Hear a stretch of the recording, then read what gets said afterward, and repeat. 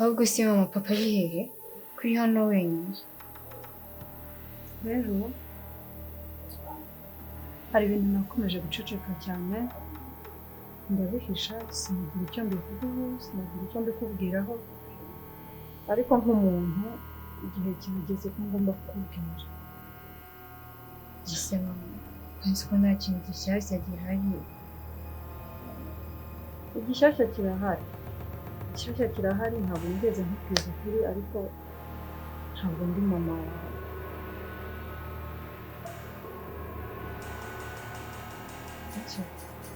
Yego, ntabwo ndi mama wawe, nkuriya ntabwo uri papa wawe.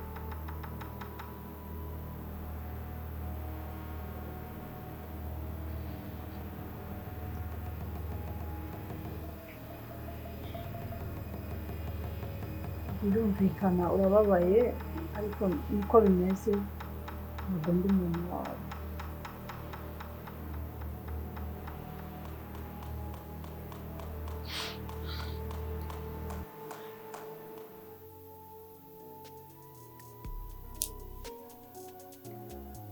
Kera hari umuntu wakubyaye araguta, ndagutoragura, ndakurera nk'umuntu. So turi buze kwibandaho mu masaa sita. Urumva rero biba bigoye yuko nahagera kare nkategura ikiganiro, nkategura amakuru, wowe ahubwo wajya uzinduka ugategura ikiganiro nyine, nanjye narangiza amakuru kare mpita nkufasha. Mwari n'ubundi nizahaso badufatanya tuvugane ku kazi yawe, ahubwo ndabona amasaha yadutwaye. Reka dutegure rero, nanjye amakuru ndabona nsa n'uyasoje, ndaje mpite nkufasha.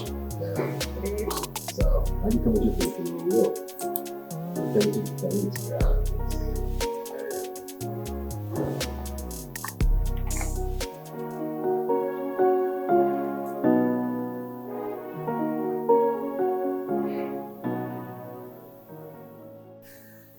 ntabwo nigeze, ndatekereza ko ntigeze mba igisimba, ko nakureze neza nk'umubyeyi, nakoze ibyo nshoboye. Birashoboka ko wenda tutigeze tubana neza, nakosa nk'umuntu, ariko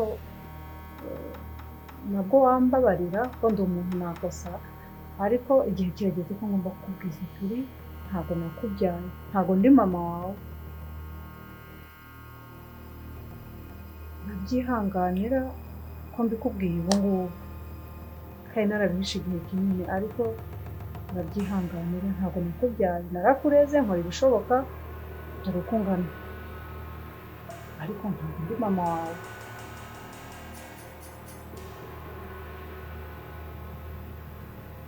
Ndabyumva, biragoye kubyumva nk'umuntu, ariko niko bimeze. So imyaka yose tumwe wita mama kuva nkiri umwana ntaragurika, ukanyegura ati haguruka mukobwa wanjye ndagukunda. Wari ubizi neza ko utari mama? Yego, no, nese ubonye iki ari cyo gihe cya nyacyo nkuze bihagije ukambwira ngo ntabwo uri mama? niko bimeze. Ntabwo ese mbere yo kuvuga ibintu wajya ubanza ukishyira mu mwanya w'umuntu urabibwira, gashyire muri icyo cyiciro ufite umubyeyi, ababyeyi babiri bombi barakureze, ndende baraje aricaye ngo ntabwo uri mama. ariko ese urabona umuntu uri kubibwira ari igiti? nta mutima mfite ubabara. Mama nako Betty, sinagutewe wisoni n'ibintu uri kumbwira. biraruhije, byumva. Byabaye biruhije ntabwo wakambwiye gutya. Niko bigomba kugenda, ngomba kubikubwira. Simana, ubuzima bwanjye ni surprise gusa, nabwo zitari nziza. Birumvikana ntabwo binejeje umutima wawe, ariko niko bigomba kugenda. Mbete uri inyamaswa?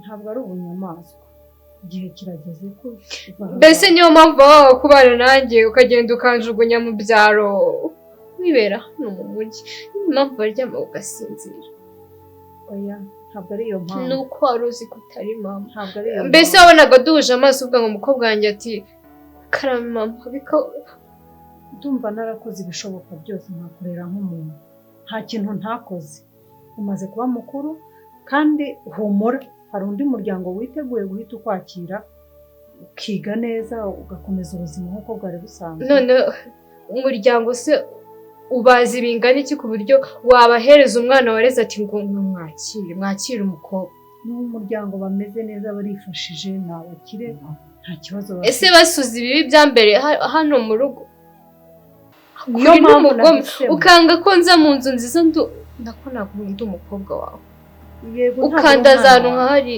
yego ni umugabo wanjye ibyo akora byose nabibonaga ariko nacecekaga ariko menya yuko uyu munsi nakweruriye noneho ubimenye ntabwo uri umukobwa wanjye ugiye kujya mu wundi muryango bakurere kandi namaze no gutegura ibintu byawe biri iruhande rumwe ahubwo n'ibyo utateguye ugenda ubibike kuko njye namaze gutegura neza hari umuryango ugiye kukwakira umeze neza bakize nta kibazo bafite nose njye urabona nkeneye ubukire bibaye ngombwa nicyo kintu cya mbere uri kubona mu buzima bwanjye nkeneye bibaye ngombwa kugenda kandi nkubwije ukuri narabihishe igihe kinini nakoze ibishoboka nk'umubyeyi ese wagira nawe ikintu kikubaza mu mutima uzi ukuntu umutima uryana iyo waba ugifite ntabwo wakambwiye gutya akurumva amagambo mabashariye amagambo uri kumbwira ukuntu ameze ariko nabihishe igihe kinini ariko ndabikubwiye noneho urabyihangana ibyo byose ntabwo naba ndi umuntu mwiza wenda mu bintu byose hari ibyo nagerageje gukora wambereye indyarya bingana gutya okay wari urabimbwira nkakura mbizi nzi ko uri umugira neza kuri njye aho kugira ngo untere icyuma mu mutima bigeza uri kumbabaza ahantu ntabasha kwishima kugira ngo noroherwe ese kuki bikoroheye ubundi kuki bikoroheye bigeze aha ngaha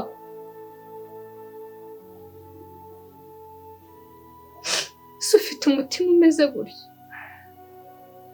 ariko nta kindi nakora kirenze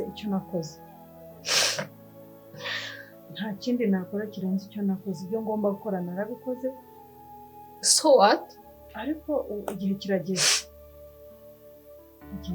ko ngomba kujya mu yandi maboko hari umuryango ugomba kukwakira bameze neza niho ugiye kujya kure amaboko mabi nk'ayawe se gute muhohoterwa ndi mu rugo rwawe ukabirebera tu ntiwambyaye ntabwo ari umukobwa wawe bari kugira neza n'ubundi namugiriye neza kubera ko yaje hano ndumva ibyo nagerageje gukora nk'umuntu narabikoze ariko bibaye ngombwa kugenda okay ntari binoneho none se ubundi mama ninde niba utari mama kutambwira se ubwo ugiye kumbwira ko navutse ku giti basigira ubumuntu bwa rimwe untungire agatoki mama nzakubwira uzambwira icyo ariko wambwiye none ibindi se ko ushoboye kubivuga wambwiye mama hano ntabwo mama wawe uzamubona ntabwo ari kano kanya mbabaye bihagije bimbwire mbabarire rimwe urashaka kuzongera kumbabaza ubutaha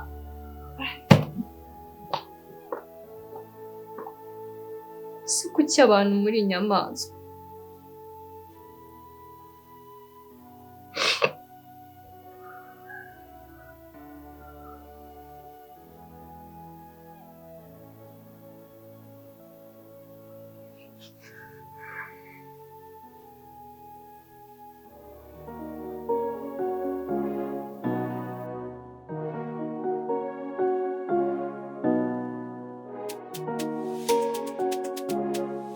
What's up Kigali, ladies and gentlemen, turakomeze fresh sana amajyepfo amajyaruguru iburasirazuba iburengerazuba ya nk'uko bisanzwe ni Badman Balance one and only the champion boy alongside Kumenya I'm sad boy.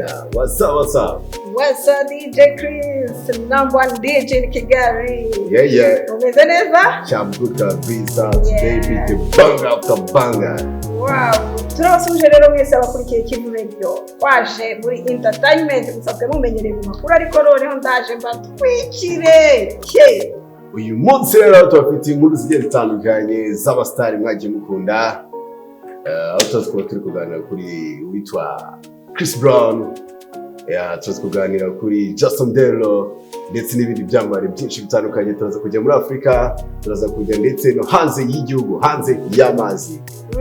Mbere yuko twambuka ariko wibuka yuko no mu Rwanda dufite abasitari, dufite ibyamamare byaba abakina filime, abahanzi nyarwanda, abakinnyi ba football, abahandball, aba basket, bose ibyo byamamare byose turaza kubigarukaho turebe ngo what's going on in Kigali. Right, hanyuma reka tubise ko turi kumwe n'umuterankunga mukuru ukomeye cyane w'ikiganiro cyacu ari Optim Digital Marketing Experts, ushaka ibijyanye n'ubucuruzi, ibijyanye na filmmaking, ibijyanye na graphic design ndetse na base computer, urabagana. Harya bakorera he? Adresse zabo rero ahantu bakorera ni i Remera ku Gismenti, ni Ikaze House kuri floor ya 3 cyangwa se kuri etage ya 3.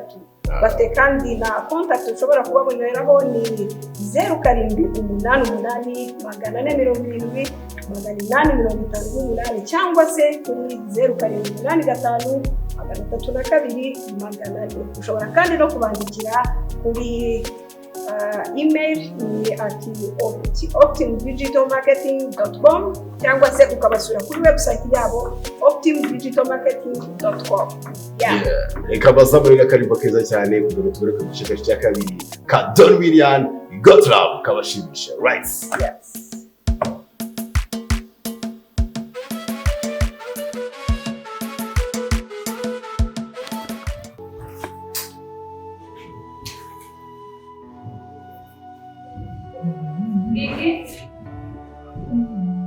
Gigi? Ah! We, ni? Ugiye kanya bizinzira yose. Ndaseniza ku mavuta mwana yanjye yashize. Ariko ushobora careless kubika ko hejuru. Mwana so nawe byakubaho nzi ko hari sanga yashize. Arahari. Nakubwira cyane.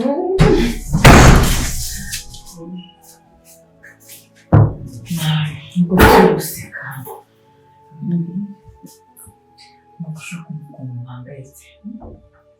Nagushaka kumva umutima wanjye ubabaye, naguye muri komandozi n'ikintu. Hapfuye ndetse kandi. Uri kubona uri kubona by'ukuri John.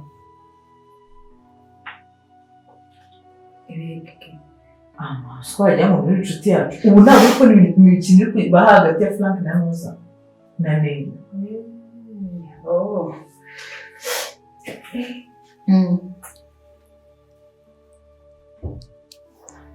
Ndera n'urukundo rero bituma Frank.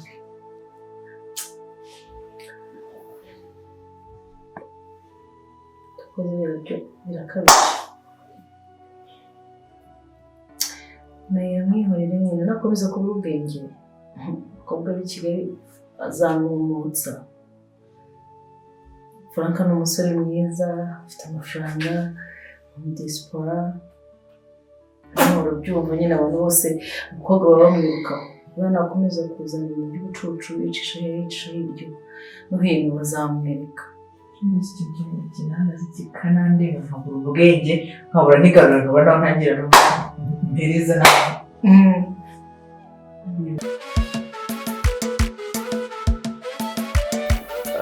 Hanyuma rero nyuma yo kwakira ibyamamare bitandukanye mu gihugu cy'u Rwanda, twakira Atunguwe, twakira Shaggy, twakira Jason Derulo. Biri kuvuga ko muri iyi minsi ushobora kwakira umusitari ukomeye cyane ariwe Chris Brown. Chris Brown mu Rwanda urabyumva gute? Hahiye Kigali yo fire. Nyuma y'ibintu byose byagiye bikorwa, nyuma y'uko twubatse ahantu heza ko twakora ibitaramo, ushobora tujye kwakira umusitari ukomeye cyane ariwe Chris Brown. Chris Brown rero ageze mu Rwanda ibintu bigiye guhinduka, noneho Kigali ntabwo muzadukira arahiye. Mukuru wese utabera ku gihe n'ubone. Hanyuma rero reka mbibutse ko ushaka kubaka inzu cyangwa ushaka inzu nziza ikomeye imeze neza cyane, uragana Global Construction Company bagufashe kubaka inzu yawe imeze neza cyane, cyangwa se baguhereze inzu yubatse na finisage byose bimeze fresh. Ya reka twongere tubibutse yuko iyi ngiyi ari Kivu Radio.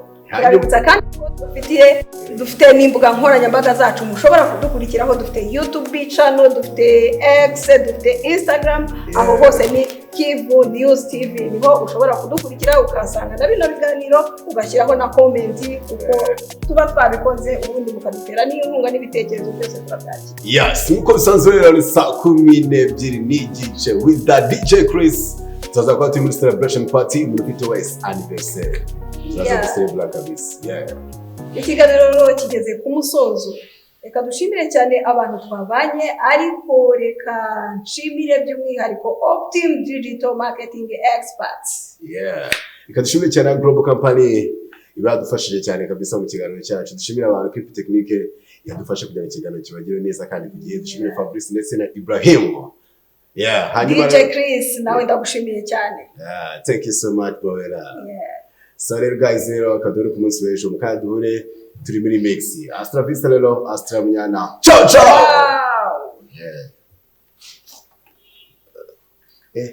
Yeah. Byari danje. Dari show kabisa. Korana nawe. Umunyenga ndakubwiye. Wana kumwe nzakugira umustar. Utari warambwiye kera gose. Awe ebana Karisa, ariko nawe wadanje imana ifite mba nakubonye. Asasana. So tubonane rero ubwejo. Nta kibazo.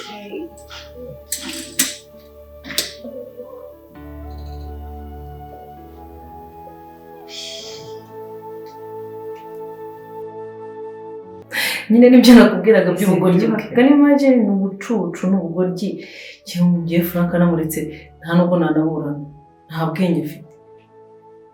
bwenge afite kandi Frank azamureka ngiye mba mbibona tu azamureka umwana mwiza shaka kabisa shaka ngiye mba mbibona ko batazanamubana buriya ariko nzabafasha tu nasa uri kubyumva wirengagije ko ni umukobwa w'inshuti yacu magara gutya uko twakoze turi batatu none aka kanya bigeze ku mugabo aho kugira ngo urebe icyo twakora kugira ngo agarure umugabo utangiye kuvuga ubwango nk'uko buri nonsense imbere yanjye noneho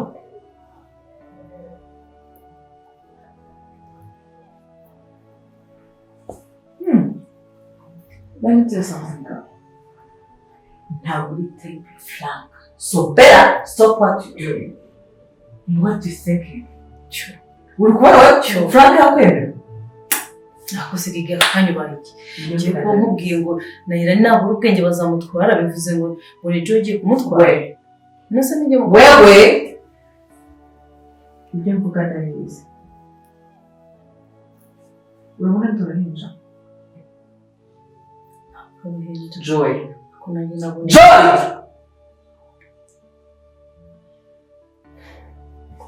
Kiwajya ugenda n'ikibasi umva mubwire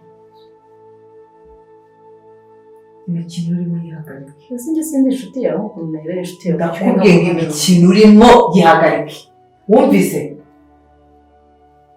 ntabwo ngiye ndarengana ndakubwiye ngo wanyumvise yego ndakumva ariko ndarengana so okay genda mfate mufite mbaburire Bamaso, please. Nakumbuza nawe kunyahamagara abazima. Nakubwiye urabona byakazi reka nigende.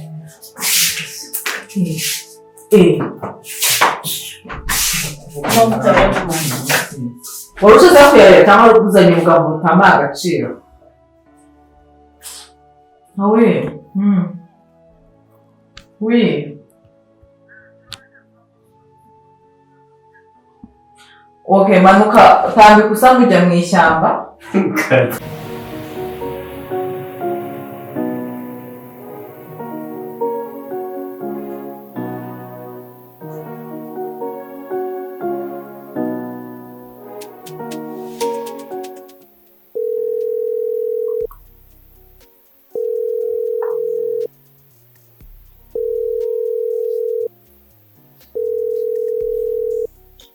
Oui, Fanny.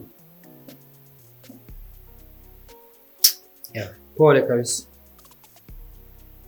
Ntabwo nabashije kuza namenye ko wakoze accident ariko nohereje madamu yaje kureba.